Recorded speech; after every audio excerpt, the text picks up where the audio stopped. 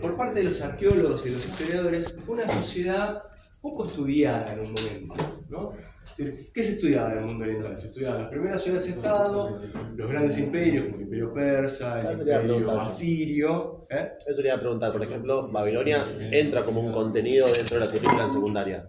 Claro. Los hititas no. Y por lo general no se entra. No, sería cuarto año, pero no lo agarran. Creo que no. Pero esto, digamos, era como un vacío, había claro. como una suerte de Homero y todas esas cosas. Claro, había como una suerte de poco estudio, poco análisis de lo que era esta ahí sociedad. tampoco mucho. Hasta que un grupo de arqueólogos empezó a indagar en torno a discutir, ¿no? Si había existido efectivamente o no la guerra de Troya, ¿no? ¿Saben la historia de la guerra de Troya? Sí. Un cuento muy... Pero por eso, eso, ¿no? La guerra de Troya, que hay películas. Sí, la guerra de Troya que digamos, está reconstruida en parte en la Ilíada de Homero, ¿no? Después vamos a mencionar un poco que era la Ilíada de la Odisea cuando vamos a los griegos. Por los hititas tenían un conflicto, ¿no? Claro, a ver, ¿dónde se ha ubicado a la guerra de Troya? Hay mucha discusión sobre si la guerra se produjo o no, pero se ubicó en la región de Turquía, ¿no? Es decir, hay muchos indicios arqueológicos de que posiblemente una guerra de enorme magnitud se diera en la región de Turquía. Y ahí estaban los hititas. Y ahí aparece el interés por estudiar a los hititas, ¿no? Que antes no sabía, estaban ahí medio como una sociedad medio perdida, ¿no?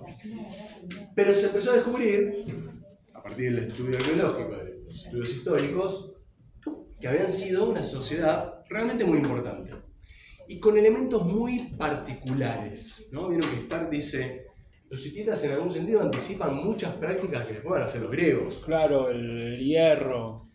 Bueno, primero que pertenecen a la época ya del bronce, del bronce, que después, en su última etapa, va a estar en la expansión transición hacia el hierro, ¿no? Pero sobre todo, ¿qué es lo que le interesa a Stark? Le interesa analizar la dinámica del Estado y le interesa analizar la dinámica de la expansión imperial. Pero, profe, Sí. Grecia no estaba Todavía no colocada en la ciudad como ¿No? una de las... Todavía no llegamos a Grecia. Yo estoy equivocado. Sí, se ha construido esa imagen, claro, sí. Pero Stark lo que dice es prácticas similares a lo que se va a desarrollar en el mundo de la polis ya aparecen acá. Ya estaban de antes. Sí. Exacto, eso es lo que dice. ¿Sí? ¿En qué lo ve? Por eso todavía seguimos viendo esto y todavía no llegamos a Grecia. Claro, exacto. Primero se descubrió esto. Pero esto con el revisionismo histórico, digamos. Claro, bueno, esto implicó toda una serie de revisionismos, ¿no? Es decir, miren que, por ejemplo, la participación o la idea de la participación política no la inventaron los griegos, ¿no? Claro. Empieza un Claro, poco... es como, por eso, es como que yo estaba media... Claro, porque quizás eso lo enseñaban, eso era lo que enseñaban antes. Exacto, piensen en esto, ¿no? ¿Sí? Piensen en esta idea del mito, ¿sí? Sí. A ver, lo decíamos recién. ¿Cuál es la particularidad del Estado eteo? ¿Qué pasa con los eteos? Era una monarquía. Era una monarquía, pero una el poder... aristocracia manejada, o sea, los asuntos del Estado lo manejaba también una aristocracia. Exacto. La reina también a la vez tenía una función como la religión o lo sobrenatural. Claro. A ver, el tema con los hititas es que el poder no está concentrado en la figura del monarca. ¿Sí? El poder está distribuido. ¿En qué? En diversas instituciones. ¿Sí? Como jefe de aldea, todas esas cosas, profe, No, jefe de aldea no, sino como instituciones del Estado. ¿Sí? esta idea de la distribución del poder, ¿en dónde se desarrolla también? Se desarrolla en el mundo de la polis, en el mundo Sí, griego. Grecia. Exacto. Tanto la democracia como las oligarquías de la polis se caracterizan por una distribución del poder. El poder no está concentrado en una sola figura, ¿sí?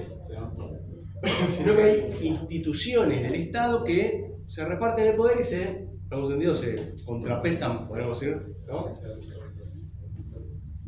Entonces, si la monarquía no es el factor principal de poder, ¿cuál es el factor principal de poder? Según Stark.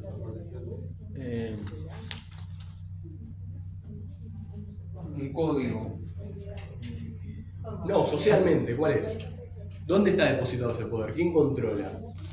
¿Qué grupos? Tiene que haber un... La aristocracia, ¿no?